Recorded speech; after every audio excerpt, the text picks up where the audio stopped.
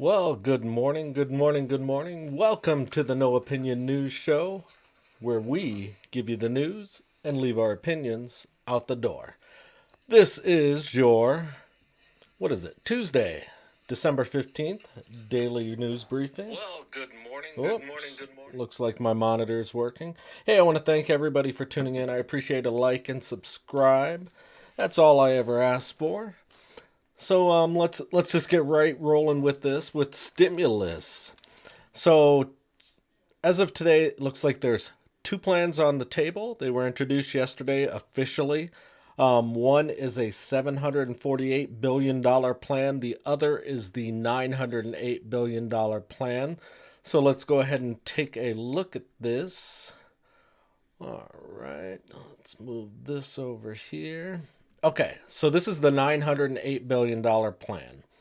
The $908 billion plan provides, as you can see, $160 billion in relief to support state and local and tribal governments.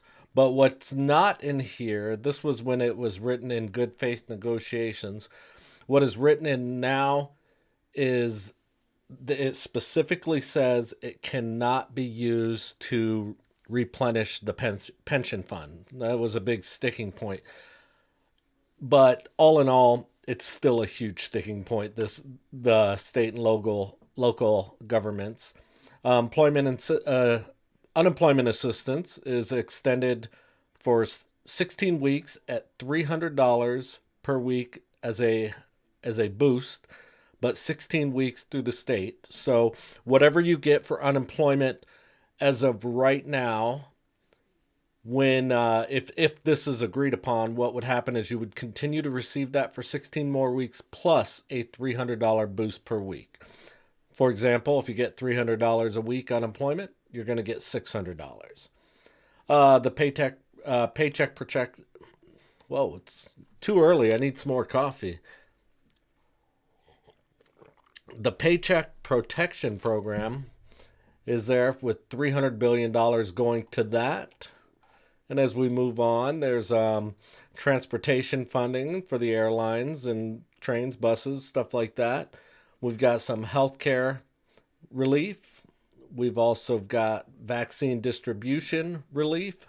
The development, obviously, that's gone. It's been developed, and some contact tracing stuff going on here. Also, looks like we've got some funds for education, student loans, loan forbearance. Basically, that it was forgiven. It wasn't forgiven. It was on hold until the end of this month. So after this month, it was going to be reinstalled. So people who had student loans would have to start payments again. This basically extends it for looks like through April 30th. Rental assistance, that's big. $25 billion for rental assistance. And it says specifically 90% of the funds must be used for payment of rent, rental arrears, utility arrears, and related housing stability services. So it is specifically targeted for those who are behind in their rent or utilities. There's food aid under nutrition and child care, broadband to develop broadband within the governments and the schools so that they can effectively communicate and do things that they need to do because of this virus over the internet. Addition to mental health. Oh, I'm sorry, addiction to mental health. So those are the people who's really been affected mentally to this. Depression, stuff like that. And liability is in here. Don't know if it's going to pass, but they've still got it in here. And so let's take a look at this and let's talk about this.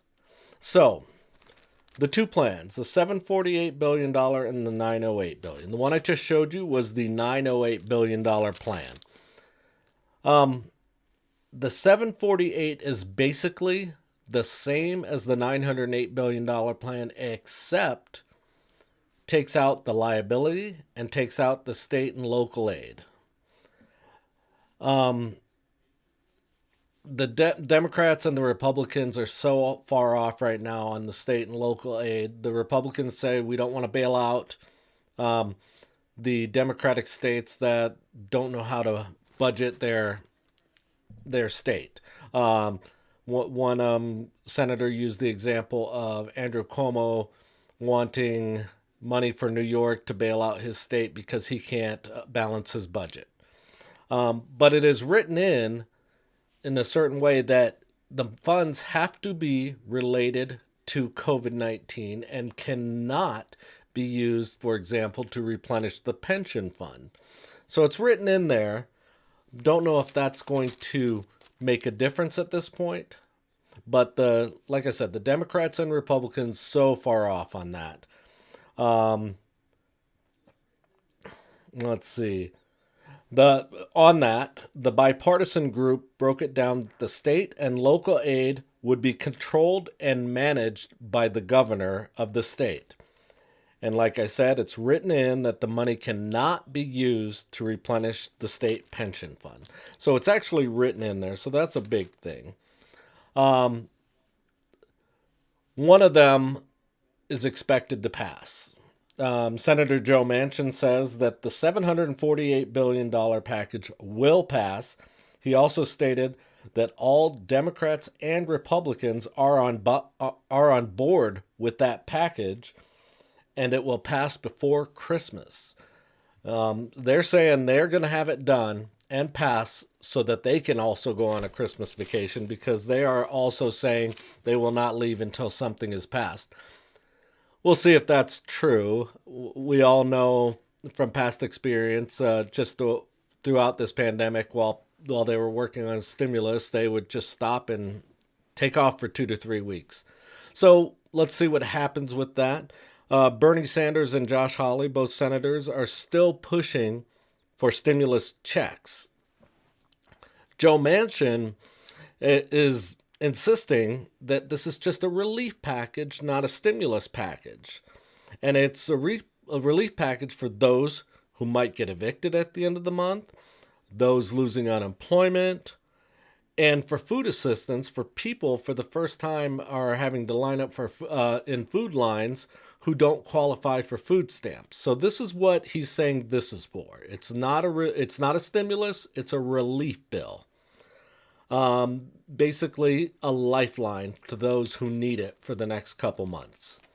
He also said that Joe Biden's coming in on January 20th, and he expects he will help put together a new stimulus package that will cover everything that is needed to get through this crisis. So once again, this is a lifeline, a relief package, just to provide relief until Joe Biden comes in. That's what Joe Manchin is saying. On a side note, Donald Trump is calling for a large stimulus check. He doesn't want $600, he doesn't want $1,200.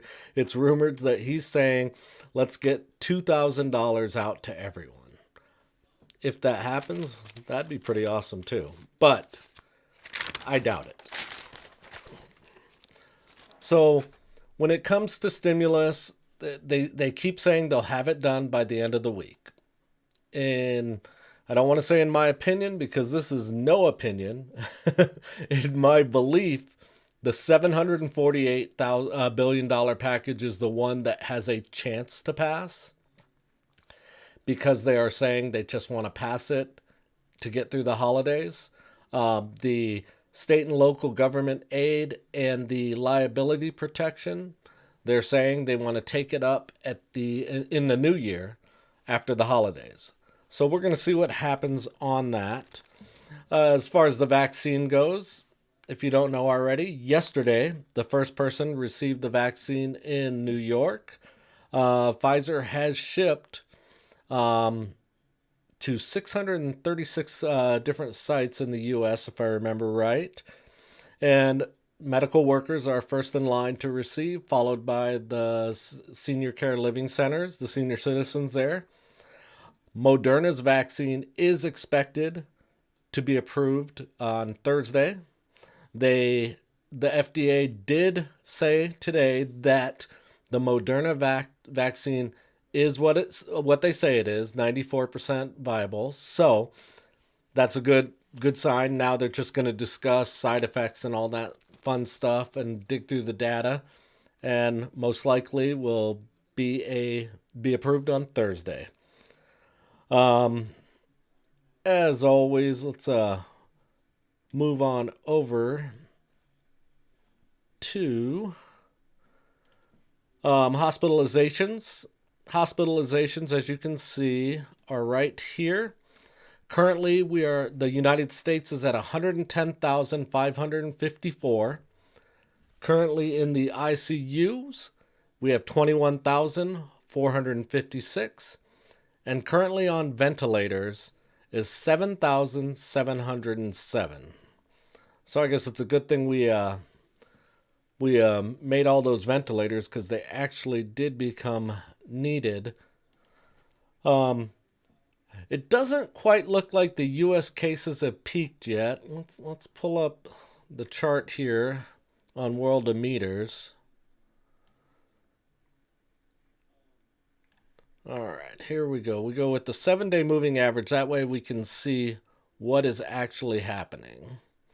And as you can see, currently we are averaging 218,226 cases per day. That's the cases.